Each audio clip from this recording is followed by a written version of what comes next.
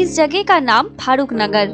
बड़ा शहर शकीदाबाद से सिर्फ 2 किमी की दूरी पर ये जगह लगभग 10 साल पहले भी परित्यक्त दलदली भूमि होकर पड़ा था, लेकिन दूर दराज के लोग अब शहर केंद्रित हो गए हैं, इसलिए शहर का परिधि दिन ब दिन बढ़ रहा है और आस पड़ोस के जमीनें दखल हो रहे हैं और उन जगह में से कुछ खेत, वन भूमि और दलदली भूमि भी है।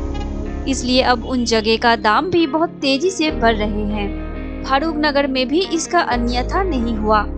अब यहाँ पर प्लॉट के हिसाब से जगह बेचना शुरू हो गई है। इस प्लॉट में भी घर बनाने का काम शुरू हो गई है। पहला घर श्रेयस कुमार का है। बहुत पैसे खर्च करके उसने अपना पसंद के अनुसार इस घर को बनाया है।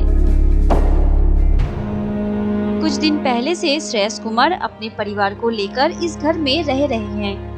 सॉफ्टवेयर इंजीनियर श्रेयस कुमार एक MNC कंपनी में नौकरी करता है। पत्नी उर्मिला और इकलौता बेटा आयुष इस घर में रहता है। श्रेयस कुमार के पैतृक घर इस चंपागढ़ में है। कुछ दिन पहले भी श्रेयस कुमार इसी घर में रहता था। इस घर में ही वो अपना बचपन बिताया है। पहले श्रेयस कुमार के घर मिट्टी का था। एक प्राइवेट कंपनी में नौकरी करने वाला श्रेयस के पिता अनिल बाबू को अपने रिटायरमेंट के समय जो पैसा मिला था, उन पैसों से ही किसी तरह से उन्होंने इस घर को बनाए थे। अब बूढ़े अनिल बाबू और उनकी पत्नी रमला इस घर में रहते हैं। रमला की तबीयत ठीक नहीं है, शुगर पेशेंट, ऊपर से हाई प्रेशर। ज्यादातर दिन अनिल बाबू ही खाना पकाना और बाकी घरेलू कामकाज करते हैं। उन्होंने क्या सोचा था और क्या हुआ। बेटा, बहू, पोते को लेकर एक खुशहाल परिवार के सपने देखकर उन्होंने ये घर बनाए थे। प्रतिभावान श्रेयस को एक अच्छी नौकरी मिलने के बाद वो खुद इस संसार का जिम्मेदारी लेगा। ये सब सोचकर रिटायरमेंट के समय मिले पैसों से अनिल बाबू ने इस घर को बनाए थे। तब पत्नी रमला की एक नहीं सुनी। श्रेयस को एक अच्छी नौकरी मिलने के बाद अच्छे घर के उच्च शिक्षित एक सुंदरी लड़की उर्मिला को अनिल बाबू ने अपने घर के बहू बनाकर लाए। इतना सब कुछ अच्छा होने से क्या होगा। इस घर का कुछ भी उर्मिला को पसंद नहीं था। उसे इस घर का आचार विचार, सामान सब कुछ ओल्ड फैशन और लो स्टैंडर्ड के लगता था। वो घर का कुछ भी कामकाज नहीं करती, बल्कि सासू माँ रमला को ये करो वो करो बोल के हुक्म किया करती। और अगर कभी उर्मिला ने कमरे में आकर देखती कि मम्मी पापा के साथ श्रेयस बातें कर रहा है, तो वो बहुत गुस्सा हो जाती और काम के बहाना से वो रमला को 2-4 बातें सुना देती। पर श्रेयस इन सब का कोई प्रतिवाद नहीं करता, सिर्फ चुपचाप सुनता। और बेचारा असहाय अनिल बाबू, वो क्या ही बोलते, तो वो भी चुपचाप बैठे रहते। दिन ब दिन उर्मिला की स्पर्धा बढ़ते ही जा रही थी। अब उर्मिला अनिल बाबू और रमला के साथ बात तक नहीं करती। श्रेयस के ऑफिस चले जाने के बाद बेटा आयुष को दूसरे कमरे में पढ़ने के लिए भेज देती। फिर वो अपने कमरे में दरवाजा बंद करके अपने दोस्तों के साथ वीडियो कॉल पर बातें किया करती। उर्मिला के नजर में जो हाई प्रोफाइल सोसाइटी के लोग थे, एक तरफ शारीरिक परिश्रम और दूसरी तरफ मानसिक अशांति। रमला और भी बीमार पड़ गई।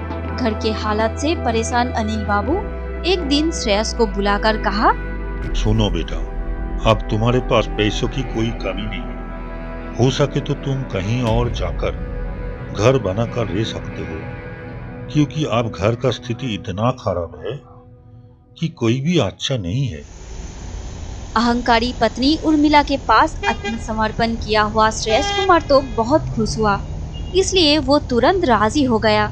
और उर्मिला के लिए ये प्रस्ताव तो जैसे सोने पे सुहागा। वो तो इस दिन के इंतजार में ही थी। नया घर, नया गाड़ी। आज पुराने घर को छोड़कर नए घर में जाने का दिन है। अनिल बाबू और उनकी पत्नी सीने में हाहाकार लेकर दरवाजे पर खड़े थे, पर श्रेयस और उर्मिला के दिल में इन सब का कोई अनुभव नहीं था। पर अपने दादा दादी से हमेशा दूर रखा गया आयुष बहुत दुखी और मायूस हो गया था। शायद उसके मायूस दिल ये महसूस कर पा रहा था कि अनिल बाबू और रमला अंदर से बिल्कुल टूट चुके थे। अति साधारण घर और मध्यम वर्ग परिवार में पला बड़ा श्रेयस कुमार अचानक से एक अच्छा खासा घर, गाड़ी और अमीरों की तरह जीवन यापन पाकर जितना उपभोग किया जा सकता है, श्रेयस और उर्मिला ठीक उतना ही उपभोग कर रहा था। लेकिन आयुष, उसे क्या हुआ? वो इतना दुखी क्यों है? यहाँ आने के बाद वो बिल्कुल चुप सा हो गया है।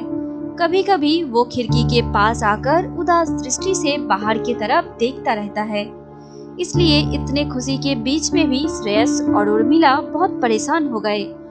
वे सोच ही नहीं पा रहे थे कि उनके संतान ऐसे बर्ताव क्यों कर रहा है। कुछ दिनों से वे दोनों अलग अलग तरीके से आयुष को खुश करने का बहुत कोशिश किया, पर बार बार व्यर्थ हुए। बेटा आयुष, तुम्हें क्या हुआ है? मुझे बताओ। यहाँ आने के बाद से तुम कैसे हो गए हो? हमारे साथ ठीक से बात भी नहीं करते। अगर तुम्हारा मन ठीक नहीं है तो क्यों नहीं है, वो तो हमें बताओ। तुम्हारे पापा ने कितने पैसे खर्च करके इस घर को बनाए हैं। तुम्हें तो खुश होना चाहिए। इतना सुंदर आलीशान घर, महंगी गाड़ी, इन सब को लेकर तुम अपने फ्रेंड्स के पास गर्व महसूस कर सकते हो। और यहाँ तुमने स्टडी रूम, प्लेइंग रूम बना कर दिया है। तुम्हारे कितने फ्रेंड के पास इतना सब कुछ है? बताओ, इतना सब कुछ पाने के बावजूद तुम खुश क्यों नहीं हो? ये मेरे समझ में नहीं आ रहा है। ऐसा मत करो आयुष। अगर तुम खुश रहोगे तो ही हम खुश होंगे। हम जो कुछ भी कर रहे हैं वो सब तो तुम्हारे लिए। तुमको लेकर हमारे कितने सपने हैं। तुम स्कूल में अच्छे रिजल्ट करोगे, फिर हायर स्टडी करोगे, एक अच्छा नौकरी मिलेगा तुम्हें, लाखों का सैलरी होगा, तुम भी बिल्कुल अपने पापा की तरह बनोगे। नहीं नहीं, मैं पापा की तरह नहीं बनना चाहता। अचानक से आयुष के मुंह से इस तरह की बातें सुनकर श्रेयस और उर्मिला हैरान हो गए।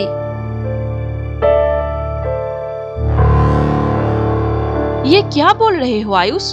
तुम क्यों अपने पापा की तरह बनना नहीं चाहते? कितने लोग तुम्हारे पापा को सम्मान करते हैं, तुम्हारे पापा की तरह बनने का सपने देखते हैं, और तुम?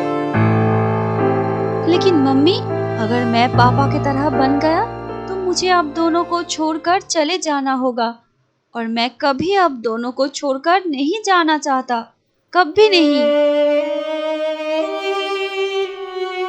इन सभी बातों का कोई जवाब श्रेयस और उर्मिला के पास नहीं था, इसलिए दोनों चुपचाप खड़े थे। असल में हम विभिन्न परीक्षाओं में उत्तर लिखकर आते हैं। कठिन से कठिन प्रश्न के उत्तर भी अच्छे से लिख देते हैं और हमें अच्छे मार्क्स भी मिलते हैं।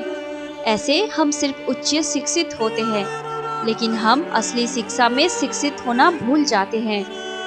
जैसे कि पढ़ाई में अच्छे नंबर लाकर एक अच्छा नौकरी करना ही असली मकसद हो। ऐसा करने से सिर्फ पुँथीगत विद्या प्राप्त होती है, इंसानियत प्राप्त नहीं होता। इसलिए जब विवेक बोध की बात आती है तब चुप हो जाते हैं। कोई उत्तर नहीं होता। हम अमानविक होकर खुद को जीवन में प्रतिष्ठित करने के लिए जी जान लगा देते हैं, और हम हमारे बच्चों को भी उसी तरह से प्रतिष्ठित करने के लिए प्रयास करते हैं। तब एक बार भी ये नहीं सोचते हैं कि हमारे अमानविकता निस्वार्थ में हमारे बच्चों के अंदर संक्रमित हो रहे होते हैं, और बाद में एक दिन यही प्रतिघात बनकर हमारे पास वापस आते हैं। शाबाश आयुष, शाबाश, तुमने सबके आंखें खोल दिया है। जब तक तुम्हारा ये मन जीवित रहेगा तब तक तुम निष्पाप हो।